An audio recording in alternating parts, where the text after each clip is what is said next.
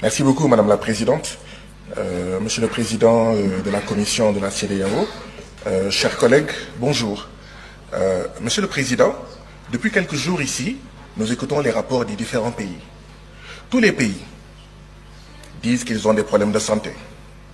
Tous les pays disent qu'ils n'arrivent pas à nourrir leur population. Tous les pays disent qu'ils ont des problèmes d'école. Tous les pays, même là où il y a les djihadistes des États-Unis, même là où il y a l'armée française, disent qu'ils ont des problèmes de sécurité. Je n'entends pas dans le rapport des réponses à ces problèmes. Je n'entends pas dans ce rapport une prise en charge de ces problèmes. Monsieur le Président de la Commission de la CEDEAO. Monsieur le Président de la Commission, c'est hier, dans la journée, il y a moins de 24 heures, que nous avons reçu votre rapport de plus de 80 pages. Vous comprendrez qu'il y ait eu, dans un premier temps, 16 inscrits. Vous voyez, il y a 36 présents sur le total des députés de la CEDEAO. La CEDEAO n'est plus attrayante, même pour ses membres, même pour ses députés. Monsieur le Président, je voudrais savoir, est-ce que ce sont les services du Parlement ou vos services qui ont fait que c'est à moins de 24 heures que nous avons reçu ce rapport? Parce que si nous voulons bien travailler, ce ne sont pas de bonnes conditions pour que les députés puissent prendre connaissance de ce rapport et puissent contribuer du mieux qu'ils peuvent, d'accord, aux politiques, en fait, communautaires.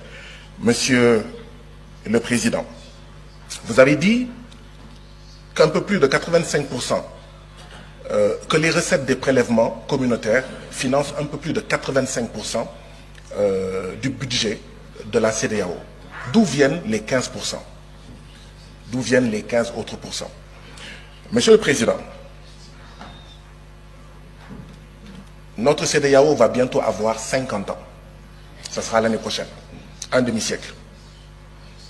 À la veille de ces 50 ans, nous avons le retrait de 3 de nos membres.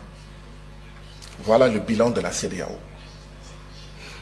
Nous nous attendons à avoir un discours d'électrochoc, mais pas un discours qui nous fait rester dans notre sommeil. Monsieur le Président, une CEDEAO qui pousse ses membres à assassiner ses artisans, ses paysans, ses jeunes, ses femmes, envoyer ces jeunes dans le désert du Sahara, dans la mer Méditerranée ou l'océan Atlantique, qui pousse ses membres à assassiner leurs petites et moyennes entreprises, en poussant ces États membres à signer les accords de partenariat économique entre l'Union européenne et l'Afrique de l'Ouest.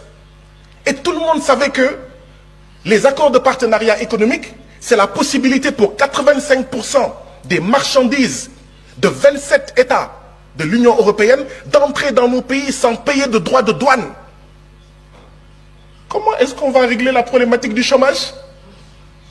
Comment on va régler la problématique du Sénégal où le taux de mortalité des petites et moyennes entreprises est de 64%? Et je suis persuadé que c'est à peu près pareil dans tous nos pays.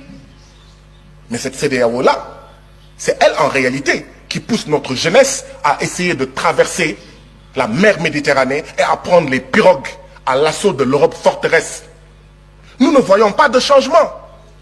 Cette CEDEAO qui pousse nos pays à maintenir les bases militaires françaises, à accueillir les djihadistes et d'autres armées d'occupation, parce que cette CEDEAO ne nous n'aide pas nos pays, comme le Mali, comme le Burkina, comme le Niger et comme d'autres pays, à faire face à la sécurité. Voilà ce que c'est que la CEDEAO. Mais qui va rester dans un mariage pareil? Un homme et une femme sont mariés. L'homme prend ses bagages et part. La femme dit à son mari, tu vas revenir par la force, viens. Non, c'est de dire, mon mari, pourquoi veux-tu t'en aller? Et on pose les problèmes. Je ne sens pas cette démarche, Monsieur le Président. Et nous devons aller vers cette démarche. Refondation ou mort de la CEDEAO. Voilà où on en est aujourd'hui. Transformation structurelle ou mort de la CEDEAO. Changement profond ou mort de la CEDEAO. Voilà où nous en sommes, Monsieur le Président. Si on ne fait pas ça, la jeunesse de l'Afrique de l'Ouest, dans les villages, dans les quartiers, ne veut plus de ça. dit que cette CEDEAO est une CEDEAO des chefs d'État et non des peuples. Et ça ne sert à rien de dire non, non, non, non, non, non, non. Il faut changer par les actes. Que cette CEDEAO soit une CEDEAO des peuples, que ça soit attrayant.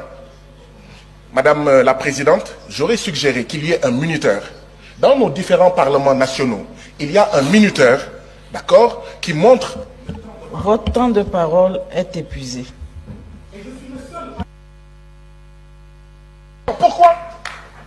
Pourquoi? Pourquoi? Là, c'est... Honorable Baba Sall. Honorable Baba Sall, vous avez la parole.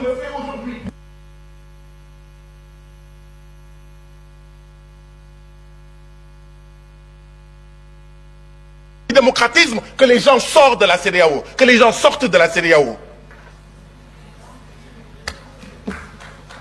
Honorable Baba Sall.